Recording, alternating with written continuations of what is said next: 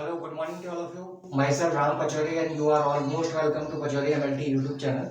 आज हमारे को हिस्टोपैथोलॉजी के अंदर एक टॉपिक पढ़ना है माइक्रोटोमी एंड सेक्शन कटिंग। ठीक है, तो microtomy and section cutting basically क्या है कि जो बायोप्सी के स्पेसिमेंस होते हैं, जो आपके टिश्यू सेक्शंस को हम जब ग्रॉसिंग करते हैं, तो ग्रॉस करने के बाद जो है उसके बाद उसको जो है हमारे को स्लाइड पे जो है टिश्यू को माइक्रोस्कोप के अंदर देखने के लिए लेना होता है। ठीक है, तो जनरली जो स्लाइड पे लेने का जो मेथड है वही एक हमारा क्या है, सेक्शन कटिंग का है, जो कि हमारे को जब टिश्यू को हम एम्बेड कर देते हैं एक ब्लॉक के अंदर, एक पैराफिन का जैसे अपन एम्बेडिंग मीडियम लेकर के इस तरीके से ब्लॉक में आप टिश्यू को जब यहाँ पर लगा देंगे, ठीक है, एम्बेड कर देंगे, तो उसके बाद फिर आप क्या करोगे, इसको जो है आप कट करके और छोटे छोटे पतले पतले स्लाइसेस में जो है उसको क्या करते हैं अपन जो है तैयार कर लेते हैं। देन उसके बाद अपन इसको स्लाइड पर लेकर के स्टेनिंग कर सकते हैं। ठीक है, तो हमारे को ये देखना है कि माइक्रोटोमी एक्चुअल में क्या है, कैसे होता है और इसको किसके जरिए हम करते हैं, जो अपन जिसके द्वारा माइक्रोटोमी कर रहे हैं वो मशीन कौन सी है, क्या है। ठीक है, उसके लिए देखिए। ठीक है,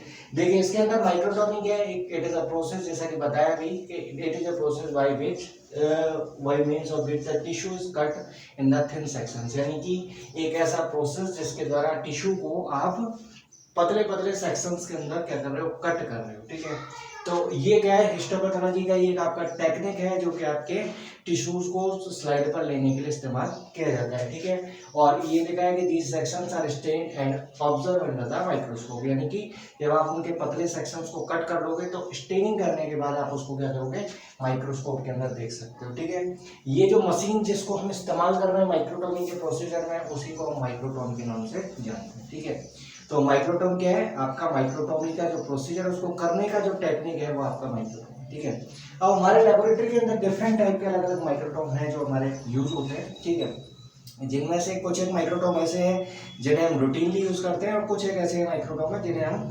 स्पेसिफिक कोई जो है हमारे को प्रिपरेशन करनी होती है तब हमारे को इस्तेमाल करना होता है। ठीक है, तो हमारे लेबोरेटरी के अंदर देखें तो सबसे ज़्यादा जो माइक्रोटोम यूज आता है वो आपका रोटरी और रॉकिंग माइक्रोटोम जो है वो अपन इस्तेमाल करते हैं, और ये जो है आपके पैराफिन एम्बेडेड टिश्यूज के लिए किया जाता है, यानी कि जहाँ पर एम्बेडिंग मीडिया हमने पैराफिन जो आपका वैक्स है वो लिया है, तो ये क्या एक टाइप का वैक्स है। ठीक है, तो ये जो पैराफिन वैक्स है इसके द्वारा एम्बेडेड जो सेक्शंस है उनको आप जो है चेक करने के लिए, उनको आप सेक्शन कट करने के लिए जो माइक्रोटोम यूज करते हो वो क्या आपका रोटरी माइक्रोटोम या रॉकिंग माइक्रोटोम। मैं लास्ट में आपके वीडियो के एंड में जो है आपको इन सभी के जो है फोटोज दिखा दूंगा, उसमें आप देख लीजिएगा कि कैसे कैसे माइक्रोटोम जो है हमारे को लिखते हैं। ठीक है, इसके अंदर जो स्लाइडिंग माइक्रोटोम है बेसिकली जो आपके सैलोडिन सेक्शंस होते हैं पैराफिन के अलावा, जो आपका मीडिया है जिसके द्वारा आप जो है एम्बेड करते हो, उसके लिए आप sliding microtome use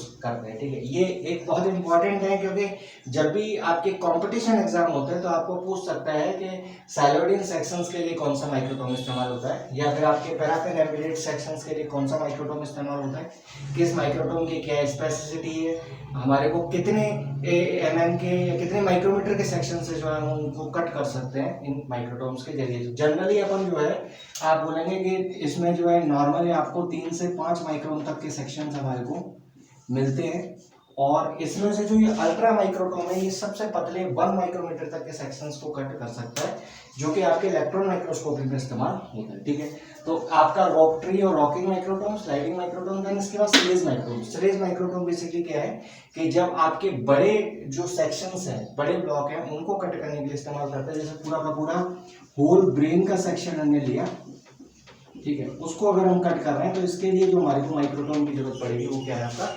mainly sledge microtome है। ठीक है, देन इसके बाद एक इंपॉर्टेंट है आपका फ्रीजिंग माइक्रोटोम, जो कि आपके बेसिकली इसमें क्या होता है कि स्पेसिमेन को आप लिक्विड CO2 के अंदर माइनस टेम्परेचर में फ्रोजन स्टेट में रखते हैं। इनके अंदर क्या होता है कि हमारे को टिश्यू को फिक्स करने की नीड नहीं है, अनफिक्स्ड जो है टिश्यूज को आप एम्बेड करके और उनको सेक्शन कटिंग के लिए इस्तेमाल करते हो। इसके अंदर इंपॉर्टेंट है कि नाइफ जो होता है माइक्रोटोम का वो कैसे होता है, वार्म होता है यानी गर्म होता है। ठीक है, वहीं इसके अकॉर्डिंग हम देखेंगे यहाँ पर दूसरा जो कोल्ड माइक्रोटोम है या जिसको आप क्रायोस्टेट के नाम से भी जानते हो, ये बहुत इंपॉर्टेंट है, एग्जाम के अंदर आपका क्वेश्चन भी क्रायोस्टेट से लेकर के आता है। ठीक है, डीएमएलटी के एग्जाम्स में मेनली पूछते हैं। बीएससी में भी आपको ऑटोमेटेड जैसे आपके जो क्रायोस्टेट है माइक्रोटोम स्पेशल टाइप का जो आपको इस्तेमाल के उसके यूजेस क्या है, इन चीज़ों के लिए अपन को पूछ लेता है। ठीक है, तो कोल्ड माइक्रोटोम या क्रायोस्टेट जो है वो एक रैपिड हिस्टोपैथोलॉजिकल डायग्नोसिस के लिए मेथड में इस्तेमाल करते हैं। ऑपरेशन थिएटर के अंदर जनरली क्रायोस्टेट होता है और इनको अपन क्या करते हैं कि जब हमारे को कोई मैलिग्नेंसी को चेक करना है, और जनरली हम देखते हैं कि बायोप्सी का रिपोर्ट करीब जो है 6 से 7 दिन के अंदर आता है। ठीक है, तो और अगर जल्दी भी होगा तो भी आपके 3-4 दिन से पहले नहीं आ पाएगा। ठीक है, तो इसके अंदर क्या है कि इसमें आप जो है 2-3 घंटे के अंदर ही एक रिपोर्टिंग करके इसका जो है आप क्या कर सकते हो कि मैलिग्नेंसी अगर कुछ है तो आप उस टिश्यू या उस ऑर्गन को पूरा रिमूव कर देंगे, और इसके लिए हम स्पेशल इस क्रायोस्टेट को इस्तेमाल करते हैं। इसके अंदर इसको जो है कोल्ड चैम्बर में रखा जाता है, 20 डिग्री सेल्सियस का अराउंड टेम्परेचर हो।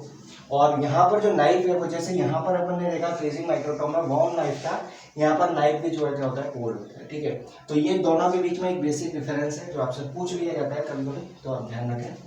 इसके अलावा अल्ट्रा माइक्रोटोम का मैंने बता ही दिया कि ये जो है आपके क्या है 1 माइक्रोमीटर तक के सेक्शन अगर हमें कट करने हैं तो उसके लिए हम इस्तेमाल कर सकते हैं। ठीक है, अब हमारे क्या देखिए कि माइक्रोटोम के अंदर जनरल कौन कौन से पार्ट्स हैं जिनसे आपका पूरा माइक्रोटोम बना है। तो माइक्रोटोम एक ऐसा मशीन है जिसके अंदर आपको एक ब्लॉक होल्डर मिलता है जिसके अंदर आप ब्लॉक को फिट कर देते हैं। इसके अलावा जैसे रोटरी माइक्रोटोम है तो इसके अंदर एक रोटरी रोटरी हैंडल होता है जिसके द्वारा आप क्या कर सकते हो, रोटेट कर सकते हो। ठीक है, देन इसके बाद आपका जो है इसके अंदर एक स्क्रू होता है जिसके द्वारा आप जो है ब्लॉक को एक पर्टिकुलर ब्लॉक होल्डर को जो है उस जगह फिट कर सकते हैं ताकि वो जो है आगे पीछे ना हो। ठीक है, इसके अलावा जो है उसके अंदर कुछ नट्स वगैरह होते हैं जिसके द्वारा आप उसको क्या कर सकते हो, प्रॉपरली फिट कर सकते हो। ठीक है, तो आपके क्या होगा, एक इंक्लाइन प्लेन होगा, जब आप सेक्शन को कट करोगे तो वो जो है क्या होगा, एक पतले स्लाइसेस के रूप में जो है आपको वो मिल जाता है। ठीक है, तो ये क्या है कि जब आप कट करते जाते हो तो उसमें एक जो है स्विच होता है, एक बटन होता है जिसके द्वारा आप क्या करोगे,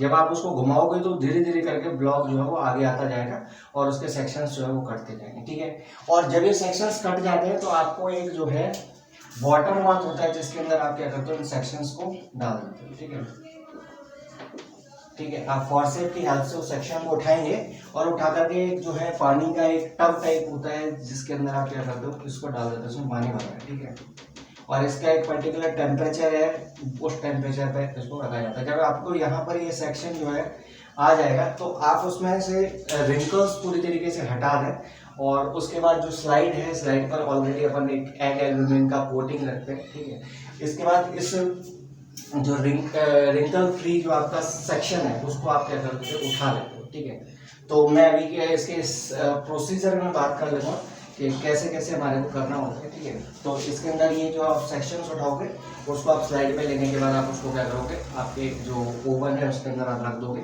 ताकि वो जो उसका वैक्स है वो मेल्ट हो जाए और स्टेनिंग के लिए वो प्रॉपर तैयार हो जाए। तो ये था आपका एक माइक्रोटोम के बारे में, और मैं थोड़ा सा एक जनरल प्रोसीजर का डिस्कशन कर लेता हूँ कि आपका जो प्रोसीजर है वो क्या है, कैसे आपको जो है ब्लॉक का सेक्शन कटिंग हमें करना होता है स्टेप बाय स्टेप। ठीक है,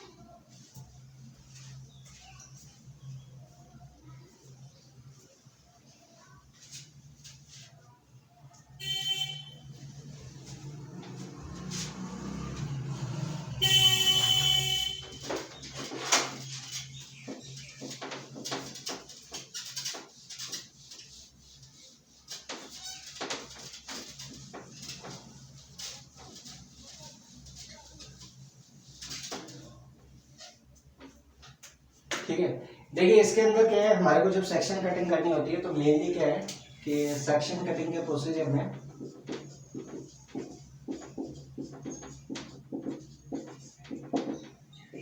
ठीक है हमारे को सेक्शंस कट करने हैं।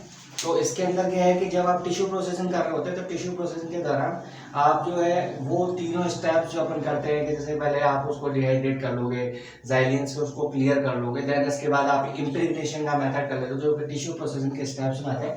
देन इसके बाद लास्ट स्टेप का आपका इसका एम्बेडिंग का आता है। ठीक है, जिसके अंदर हम क्या करते हैं कि टिश्यू को जो है एक मेटल का मोल्ड होता है जिसके अंदर आप रख करके उसके जो टिश्यू है उसको सेंटर में आप प्लेस करते हैं और उसके बाद जो है उसमें एक जो आपका ब्लॉक जो आपके प्लास्टिक के ब्लॉक होते हैं उनको आप रख करके ऊपर से थोड़ा सा पैराफिन वैक्स आप डाल देते हैं। ठीक है, डालने के बाद आप क्या करेंगे, इसको ठंडा करने के लिए फ्रीज में रख देंगे।